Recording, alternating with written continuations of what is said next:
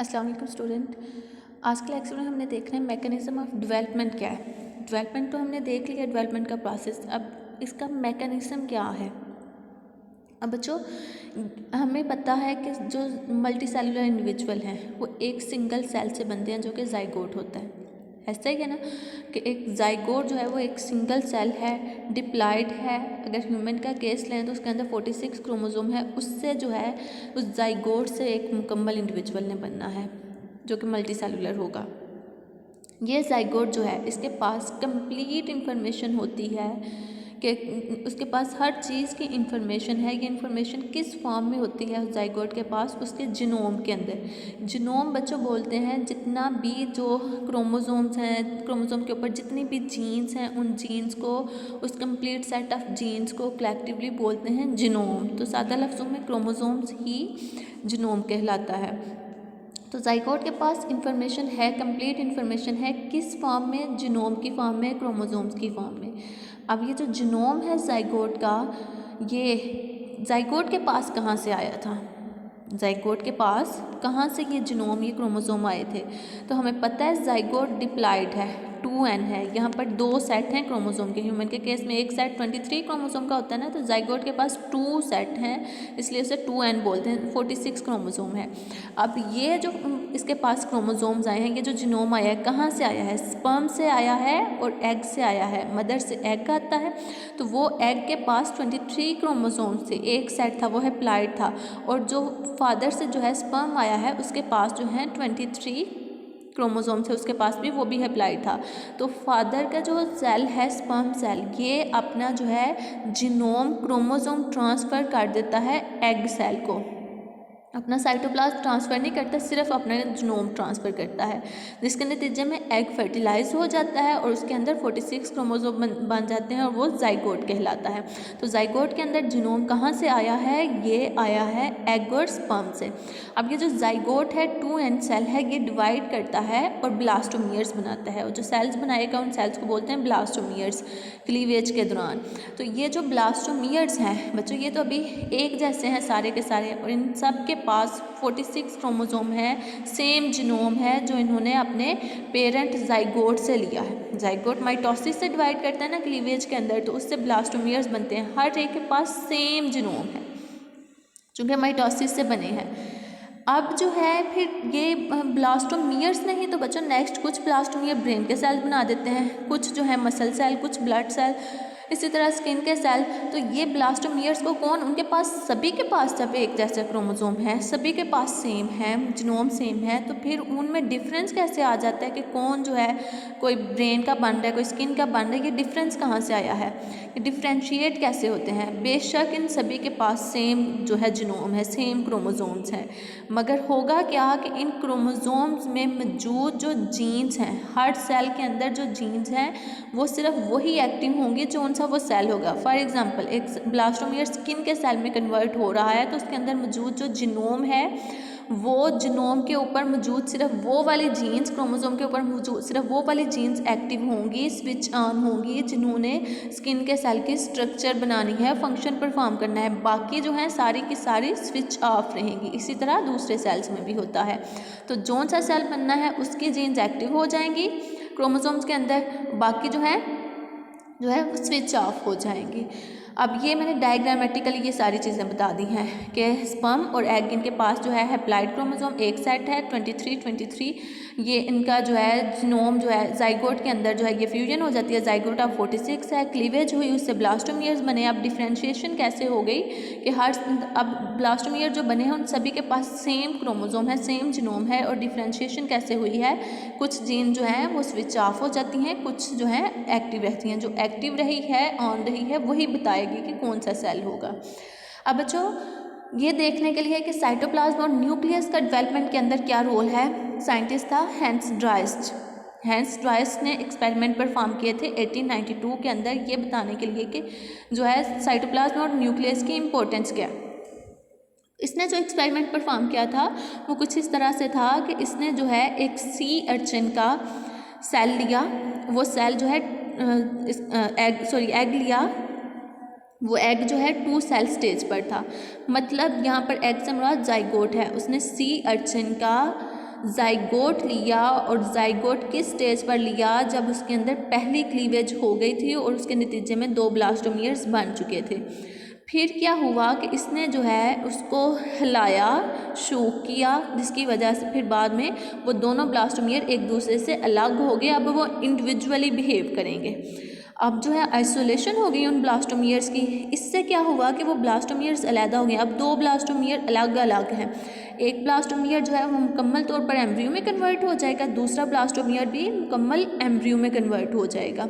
ये embryo larva के अंदर कन्वर्ट हो जाता है। अब जो लार्वा बोलते हैं, ये इमेच्योर स्टेज होती है जिनके अंदर कुछ ऑर्गेनिज्म के अंदर मेटामॉर्फोसिस होती है। मेटामॉर्फोसिस सादा लफ्ज़ों में कहते हैं शक्लें बदलना, ठीक है।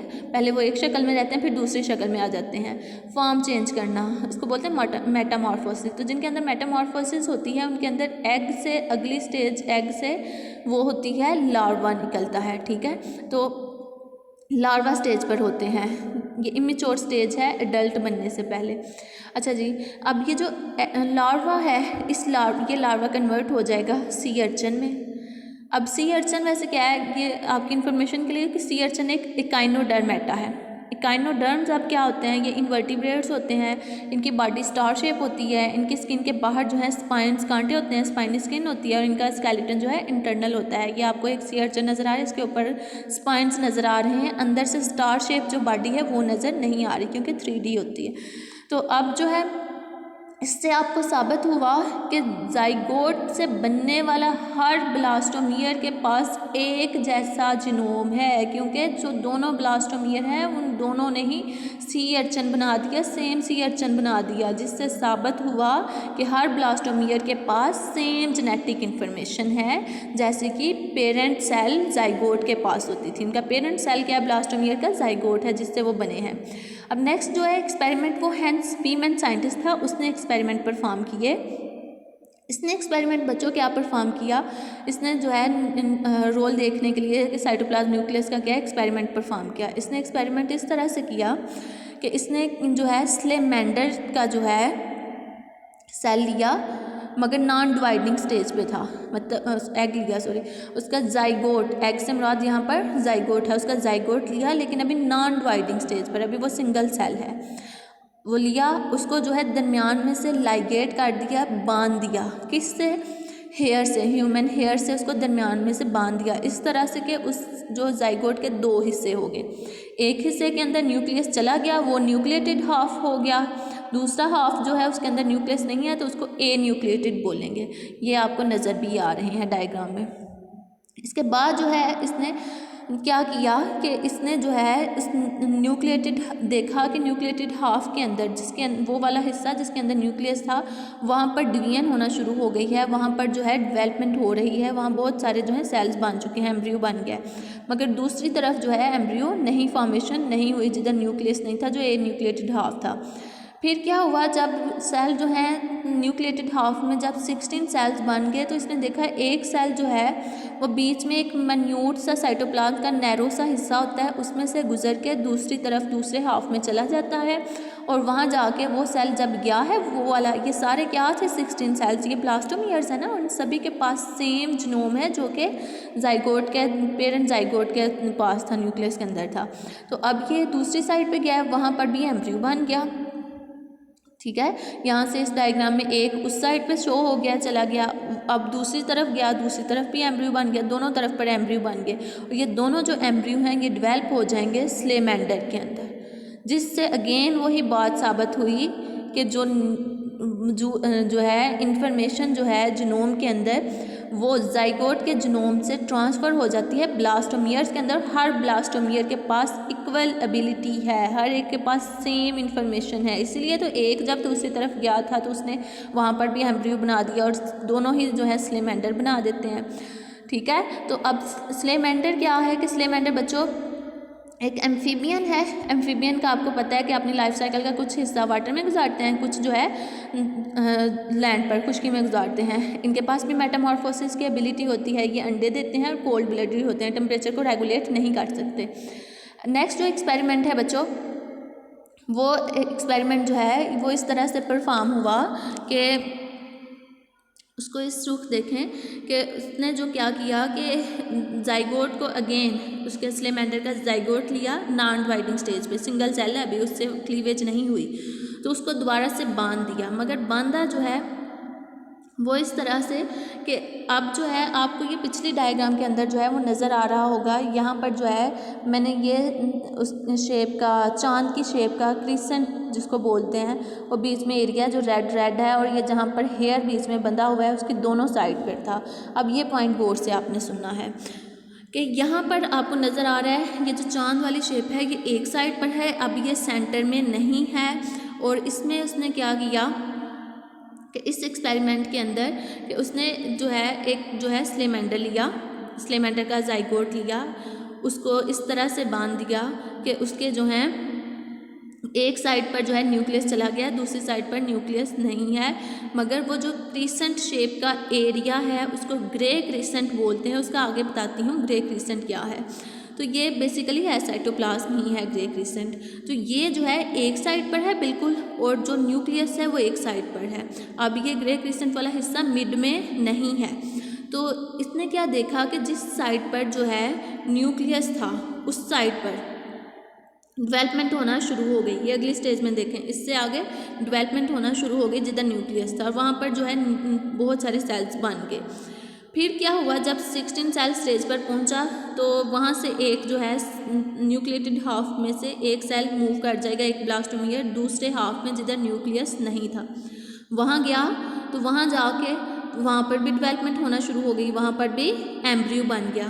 तो अब जो है एम्ब्रियो बन जाएगा, ये एम्ब्रियो बन चुका है। एम्ब्रियो जो है बच्चों बना है, तो ये एम्ब्रियो जो है आपको नज़र आ रहा है कि ये जो है एम्ब्रियो ये ए न्यूक्लिएटेड हाफ की तरफ जो एम्ब्रियो बना है वो तो स्लेमेंडर के अंदर कन्वर्ट हो गया है। मगर जिसके पास न्यूक्लियस था, जिधर पहले डिवीजन हुई थी, जिस साइड पर क्रिसेंट नहीं था, ग्रे क्रिसेंट नहीं था, उधर वो वाला जो एम्ब्रियो है उसने स्लेमेंडर नहीं बनाई। वो वाला हाफ जिसके पास न्यूक्लियस नहीं था मगर उसके पास ब्लास्टोमियर आ गया है न्यूक्लिएटेड हाफ से, तो वहाँ पर जो है ग्रे क्रिसेंट वाले हिस्से में एम्ब्रियो बन चुका है। वो एम्ब्रियो स्लेमेंडर में कन्वर्ट हो गया है। स्लेमेंडर छिपकली की तरह की होती है, जबकि जिस हाफ के अंदर न्यूक्लियस था मगर ग्रे क्रिसेंट नहीं था, तो वहाँ पर एम्ब्रियो तो बना था मगर वो नॉर्मल एम्ब्रियो नहीं रहा, उससे जो है स्लेमेंडर नहीं बना। इस बात से साबित हुआ कि ग्रे क्रिसेंट का रोल है डेवलपमेंट के अंदर। इस बात से साबित हुआ कि ग्रे क्रिसेंट का रोल है डेवलपमेंट के अंदर। अब ग्रे क्रिसेंट क्या है? ग्रे क्रिसेंट बच्चों ये जो है ये रीजन है साइटोप्लाज्म का, ठीक है, ये साइटोप्लाज्म ही है। और ये जो है ये बनता कब है, जब जो है एग के अंदर, एग जो गमीर था उसके अंदर स्पर्म की एंट्री हुई थी फर्टिलाइजेशन के लिए। तो उस एग के जिस हिस्से पर एंटर हुआ था स्पर्म, उस हिस्से के बिल्कुल अपोजिट साइड पर जो है वहाँ पर ग्रे क्रिसेंट बनेगा। तो ग्रे क्रिसेंट जो है ये स्ट्रक्चर है, कहाँ पर बनती है? Opposite to the sperm entry. और ये क्या है, इसके पास जो है ये साइटोप्लाज्म ही है, इस हिस्से के पास जो है कुछ सिग्नल्स हैं जो डेवलपमेंट शुरू करेंगे। अब जिस तरफ ग्रे क्रिसेंट था उधर डेवलपमेंट हो गई थी, स्लेमेंडर बन गया था, मगर दूसरा हाफ जिधर ग्रे क्रिसेंट नहीं था वहाँ पर एम्ब्रियो तो बना था मगर एबनॉर्मल हो गया, उससे नेक्स्ट स्लेमेंडर नहीं बनी, डेवलपमेंट नहीं हुई। इसका मतलब ग्रे क्रिसेंट के पास सिग्नल्स हैं डेवलपमेंट के लिए। नेक्स्ट बच्चों ये है कि आपकी बुक में जो है इसको ग्रे क्रिसेंट को कहा गया है कि ये एक पिगमेंट फ्री एरिया है जो कि अपीयर होता है जब फर्टिलाइजेशन होती है। और मैंने आपको बता दिया कि जब स्पर्म एग के अंदर एंटर हो रहा होता है, अपना जीनोम एंटर करता है, तो जिस पॉइंट से वो एंटर कर रहा होता है उस पॉइंट के बिल्कुल अपोजिट साइड पर ग्रे क्रिसेंट बनता है, ठीक है। तो जिस हाफ के अंदर ग्रे क्रिसेंट होगा उधर डेवलपमेंट होगी, जिधर नहीं होगा तो उधर नहीं होगी, जिससे साबित हुआ कि साइटोप्लाज्म का रोल होता है डेवलपमेंट के अंदर। अब इस एक्सपेरिमेंट का जो है कंक्लूजन क्या निकला? इसका कंक्लूजन ये निकला कि जो हर सेल, ये जो दोनों एक्सपेरिमेंट परफॉर्म किए हैं उसका कंक्लूजन ये निकला कि हर सेल के पास सेम न्यूक्लियर इन्फॉर्मेशन है। हर सेल के पास सेम न्यूक्लियर इन्फॉर्मेशन है। और जो ग्रे क्रिसेंट है, इस ग्रे क्रिसेंट जो है ये साइटोप्लाज्म जो है, ये ग्रे क्रिसेंट वो हिस्सा है सेल का जिसमें जो साइटोप्लाज्म है उस साइटोप्लाज्म के अंदर कुछ जो है इंस्ट्रक्शंस हैं, कुछ सिग्नल्स हैं। ग्रे क्रिसेंट के अंदर साइटोप्लाज्म में कुछ सिग्नल्स हैं, कुछ इंस्ट्रक्शन हैं जो डेवलपमेंट के प्रोसेस को शुरू करने के लिए ज़रूरी होती हैं।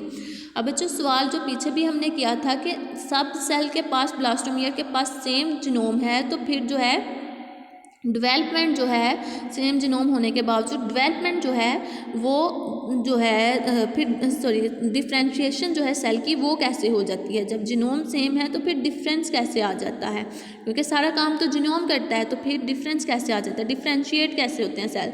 तो इसमें साइटोप्लाज्मिक सेग्रीगेशन ऑफ डिटर्मिनेंट्स का रोल है। गौर से इस बात को सुनिएगा। साइटोप्लाज्मिक सेग्रीगेशन ऑफ डिटर्मिनेंट्स मतलब साइटोप्लाज्म के अंदर कुछ डिटर्मिनेंट्स हैं, कुछ फैक्टर हैं जो डिटर्मिन करते हैं कि किस जो है वो, अगर फैक्टर जो है साइटोप्लाज्म एग के साइटोप्लाज्म में होंगे, क्योंकि स्पर्म से तो सिर्फ जीनोम एंटर होता है ना एग में, तो एग के साइटोप्लाज्म के अंदर कुछ फैक्टर्स हैं। अब वो फैक्टर जो हैं जिस भी ब्लास्टोमियर के पास जाएंगे, अगर एक फैक्टर जो है वो स्किन के सेल्स बनाने का है, तो वो फैक्टर साइटोप्लाज्म से जिस ब्लास्टोमियर के पास गया है, जाइगोट के साइटोप्लाज्म से वो फैक्टर, वो डिटर्मिनेंट जिस ब्लास्टोमियर में गया है वो उधर जाके क्या करवाएगा, उधर उस ब्लास्टोमियर के जीनोम को कहेगा कि आपने क्या बनाना है, आपने स्किन के सेल्स में डेवलप होना है। फिर इसी तरह जाइगोट के जो है साइटोप्लाज्म के अंदर अगर कोई और डिटर्मिनेंट है जिसका काम है नर्वस सिस्टम को बनाना, तो ये वाला जो है फैक्टर जाइगोट के साइटोप्लाज्म से नेक्स्ट ब्लास्टोमियर के पास जाए, क्योंकि जाइगोट जो है अपना साइटोप्लाज्म ही तो ब्लास्टोमियर को दे रहा है ना। तो जब साइटोप्लाज्म जो है, साइटोप्लाज्म का वो वाला हिस्सा एक ब्लास्टोमियर के पास गया जिसके पास जो है सेंट्रल नर्वस सिस्टम वाला डिटर्मिनेंट है, तो उस सेल के अंदर, उस ब्लास्टोमियर के अंदर क्या चीज़ बनेगी, सेंट्रल नर्वस सिस्टम के सेल्स उससे आगे बनेंगे। तो आप उम्मीद है कि ये वाला कंसेप्ट आपको क्लियर हो गया होगा। नेक्स्ट जो है दूसरा डिफरेंस किस वजह से आता है, सेल कैसे डिफ्रेंशिएट करते हैं, कि अगर एक सेल है, एक ब्लास्टोमियर है, अभी वो जनरलाइज सेल्स है, तो वो उसके इर्द गिर्द जो है स्किन के सेल्स हैं, तो वो जो इर्द गिर्द नेबरिंग सेल्स हैं ना, वो उसे कुछ इंस्ट्रक्शन दे रहे होते हैं, कुछ इंडक्शन जो है इंफॉर्मेशन इंड्यूस कर रहे होते हैं कि तुमने हमारी तरह में कन्वर्ट होना है। इसका मतलब नेबरिंग सेल का भी इन्फ्लुएंस होता है जो है वो उस सेल को स्पेशलाइज करने में। तो एक सेल जो है ब्लास्टोमियर वो स्पेशलाइज अगर जिस भी सेल में हुआ है, तो उसके नेबरिंग सेल का भी इस बात में असर है कि वो उसको कैसे डिफ्रेंशिएट किस में कर रहे हैं। तो आज के लेक्चर में हमने देखा मैकेनिज्म ऑफ डेवलपमेंट क्या है, हेंस ड्रायस का और हेंस बीमैन के एक्सपेरिमेंट्स देखे। अल्लाह हाफिज़ बच्चों।